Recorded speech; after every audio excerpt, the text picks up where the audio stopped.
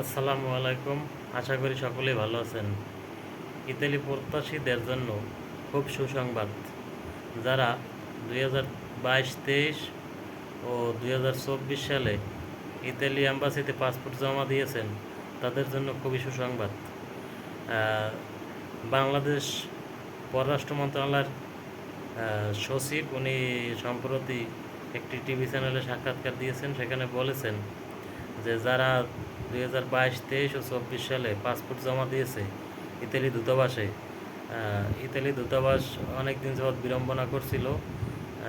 বর্তমানে ওনার বিবৃতিতে বলা হয়েছে যে ইতালি অ্যাম্বাসির সাথে উনি মিটিং করেছে এবং যে মিটিংয়ের মাধ্যমে এটি নিরসনের একটা ব্যবস্থা হয়েছে। যে ইতালি অ্যাম্বাসি বলছে তারা একটা টাস্ক ফোর্স কমিটি গঠন করেছে। এক টাস্ক ফোর্স কমিটির মাধ্যমে বর্তমানে কাজ চলমান করবে এবং যারা পাসপোর্ট জমা দিয়েছেন তারা খুব দ্রুত খুব শীঘ্রই ভিসা পেয়ে যাবেন। তো সবাই প্রস্তুতি নেন। সবার জন্য শুভকামনা রইল। তবে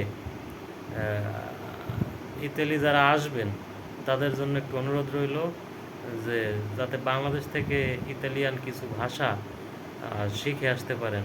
কেননা হঠাৎ করে ইটালি আসার পর যদি ইটালির ভাষা মোটেও না জানেন, কাজ পাওয়া আপনাদের জন্য খুব কঠিন হয়ে যাবে।